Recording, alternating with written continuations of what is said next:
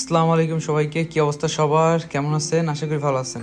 আজকে হচ্ছে আমরা আমাদের বন্ধর দিন, আর আমাদের বাসা থেকে প্রায় 1 কিলোমিটার দূরে খুবই চমৎকার কিছু জায়গা আছে, সো ওখানে আসছি। সাধারণত আমরা বন্ধর দিনে একটু আড্ডা দেওয়ার চেষ্টা করি, পাশাপাশি আমাদের নিজের ব্যক্তিগত কিছু সময় ব্যয় করার চেষ্টা করি এই দিকে। সো ভালোই লাগে। সো আজকে আমার সাথে আছে রিমন। সো আপনারা মেবি অনেকেই চিনেন, আমার ব্রো।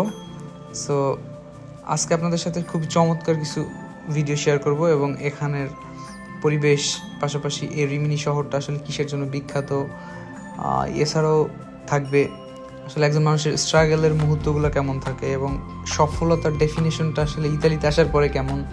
সেই সকল বিষয় আসলে একটু চেষ্টা করবো আপনাদেরকে বুঝিয়ে বলার জন্য। তো লেটস গো। এই জায়গাটির নাম হচ্ছে রিমিনি, আর এটি সাধারণত ট্যুরিস্টের জন্য বিখ্যাত এবং আরও একটা জিনিসের জন্য বিখ্যাত, সেটা হচ্ছে এখানকার সমুদ্র সৈকত। আমার এখান থেকে প্রায় 2 কিলোমিটার দূরে একটি সমুদ্র সৈকত। সো এখানে প্রচুর পরিমাণে সামারের সময় ট্যুরিস্ট থাকে, আর এখানে ব্যবসা বাণিজ্যের প্রাণকেন্দ্র গড়ে ওঠে এই লাস্ট 3 মাস সামারের।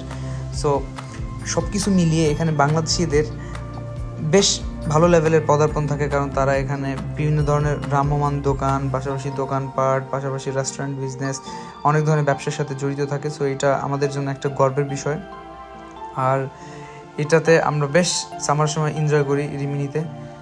আমরা যে জায়গাটিতে দাঁড়িয়ে আছি এটা হচ্ছে রিমিনি সেন্টার, এবং এখানে কিছু পুরনো স্থাপনা আছে যেটা আসলে খুবই চমৎকার এবং খুবই পরিষ্কার পরিচ্ছন্নভাবে এটাকে পরিচর্যা করে ইতালিয়ান সরকার ট্যুরিস্টদের জন্য মানে অব্যাহত রাখছে, মানে মানুষ এসে ঘোরাফেরা করে যেন খুব সুন্দরভাবে এই এক্সপেরিয়েন্সটা নিতে পারে।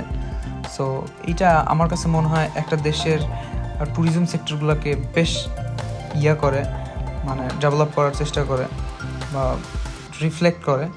সো এইটা আমাদের জন্য বেশ ভালো পাওয়াই বলতে পারেন, কারণ এই শহরের বাসিন্দা আমরা রিসেন্টলি, কারণ আমরা লাস্ট 3 থেকে 4 মাস এখানে বসবাস করতেছি, এবং আমার 1 বছর আগে এখানে বসবাসের অভিজ্ঞতা ছিল প্রায় 8 মাসের মতো।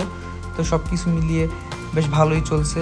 আর আরেকটা বিষয়, সেটা হচ্ছে আপনাদের সাথে ভিডিওটি শেয়ার করবো, সেটা হচ্ছে মানুষ ইতালিতে মানুষের মানে সফলতার সংজ্ঞা কীভাবে দেখে। ইতালিতে এসে মানুষ মনে করে যে খুব সুন্দরভাবে কয়েকটা ছবি আপলোড করলাম, বিভিন্ন জায়গায় ঘোরাফেরা করলাম, সো এটা কোনো সফলতা না। এটা দেখে যদি আপনারা মনে করেন যে ইতালিতে আসবো এবং ইতালি গিয়ে এভাবে করে চলাফেরা করলে মনে হয় আমি সফল, এটা একদমই ভুল পারপাস এবং ভুল পথ। জাস্ট মানুষ হয়তো বা এই সুন্দর জায়গাগুলোকে স্মৃতিময় করে রাখতে ভিডিও বা ছবি তুলে, বাট এটার মানে এটা না। এখানে এসে প্রচুর পরিমাণে স্ট্রাগল করতে হবে।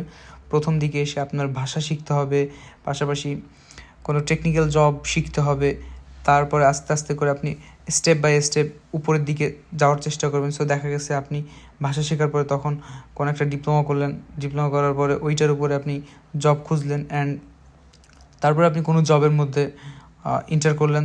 এরকমভাবে আস্তে আস্তে করে আপনি টাকা পয়সাও ইনকাম করতে পারবেন, পাশাপাশি সুন্দর একটা ক্যারিয়ার হবে এবং একটা উজ্জ্বল ভবিষ্যৎও থাকবে। এইটা হচ্ছে সব থেকে গুরুত্বপূর্ণ, যেটা ম্যাক্সিমাম বাংলাদেশিরাই করে না, কারণ এখানে এসে প্রথম দিকে শুধু ফোন চাপাচাপি, গেম খেলে, এইটা করে সেটা করে, বাট তারা তাদের মূল লক্ষ্য থেকে বিচ্যুত হয়। সো আমার রিকমেন্ড থাকবে, যারা নতুন আসবেন অবশ্যই তারা চেষ্টা করবেন ক্যারিয়ারের দিকে ফোকাস করা এবং সুন্দরভাবে জীবন কীভাবে ভালোভাবে পরিচালনা করা যায়। আজকে পর্যন্তই, আল্লাহ হাফেজ।